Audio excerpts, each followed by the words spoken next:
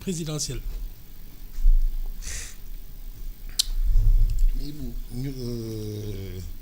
ñu fi ñuy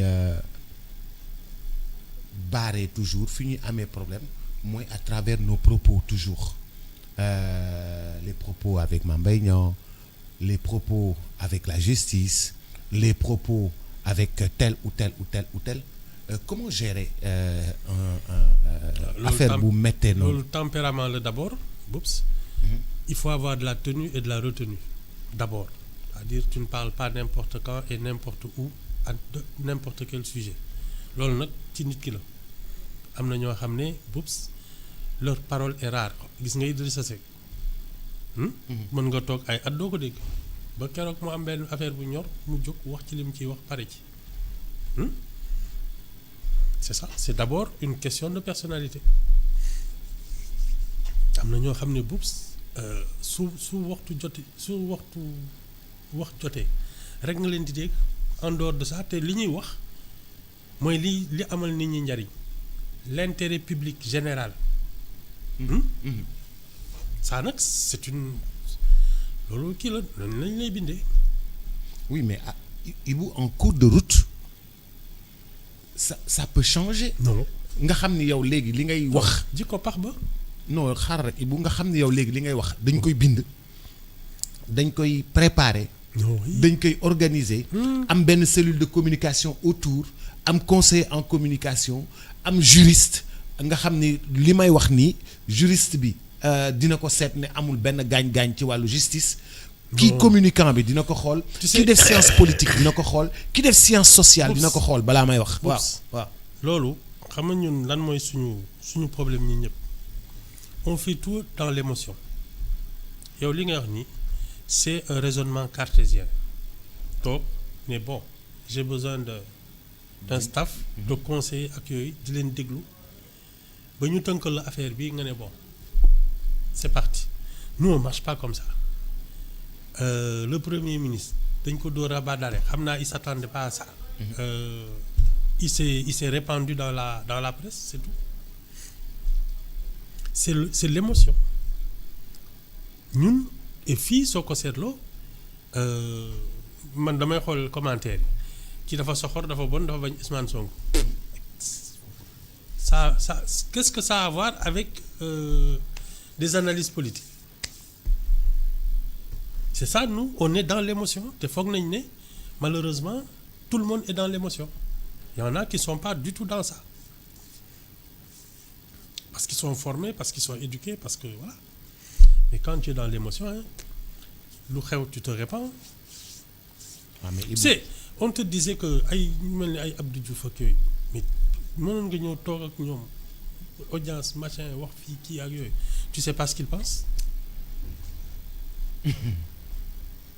wax ak moom audience ba mu jeex. waaw dina la déglu poliment ak yooyu oui déglu ba nga wax sa kii tu sais pas ce qu'il pense loolu la kilifa day jafe mais koo xam ne soo ne salaamaaleykum rek xam nga lu muy xalaat ak fi mu jëm. tey justice la tey magistrat yi tey ñu dee. oui yooyu la rek. oui et encore que. bu dee politique il faut pas bu dee politique la Barthélémy Dias tey mu dee. waaw non day taxaw ci mbedd mi di wax. du fii la taxaw naan Farba Ngom xaw ma lan dootul c'est sa dernière élection. Voilà. Ils sont dans l'émotion dënn la ñuy wax. Ça a beaucoup entaché le dossier Farba Ngom que il l'ait dit avant et qu'il soit arrêté après. xam nga yow da ngaa neexul waxal. naanal kiis nga bañ. non kiis bi dafa këpp. Je te dis toujours les dossiers de justice exécutif waru ci wax.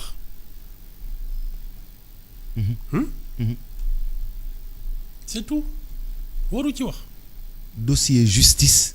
Oui. Exécutif daf si war a maanu. Bien sûr laissez les magistrats faire leur travail c'est tout. C'est cette confusion des rôles là mooy indi ay doute ak ay. mais Ibou justice moom li mu jël ci 4 ans yi 3 ans yi justice lu mu jël bëri na de encaissé na de. pas plus que non nii la mës a demee. Ablaye Wade mës a d'accord ak ñoom. ah. Ablaye Wade quand il était opposant. waaw ah chaque jour mu xataraayu di daan xaw ma lan magistrat yi ñi ñaan ñi xëy kii et tout non y a rien de changé non. te ñoom fi ñu toog ña nga fa toog ba tey rek. ah le pouvoir des juges. man su ma gisee ku ci kii sax da nga may jaaxal les juges qui veulent décider quelque chose. ah surtout dans nos pays là. nous on n'est pas dans comme nos voisins nga xam ne da ngay ñëw ne dema wuyu ji exécuter point fii tu as des procédures tu as des avocats tu as des magistrats ñuy kii di dugg di génn léeg-léeg nga dem police sax waa ji déglu la ne defoo dara waaye demal sa non ouais.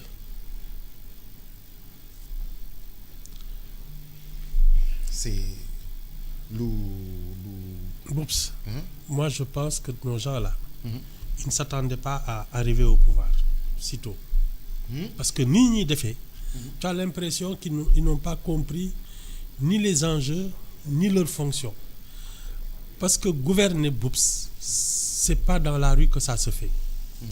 C'est pas sur les réseaux sociaux man damay gis seen ay responsables on leur confie des trucs ay société nationale ak yooyu tu te demandes à quel moment ils pensent à leur travail parce que ñu ngi xuloo ci réseaux sociaux yi. ah mais kilifa yëpp foofu lañ nekk nag booy wax ak kilifa yi foofu ngay waxee ci réseaux sociaux yi ngay waxee. mais Boups il faut laisser ton talent faire du bruit. c'est-à-dire. li ngay liggéey mooy wax yow yaay kan. voilà. li ngay liggéey mooy wax yaay kan. c'est ça la qualité de ton travail les résultats que tu produis loolu moo gën a bavard loo gis fu ñu toog di ko nettali t'as pas besoin de parler pour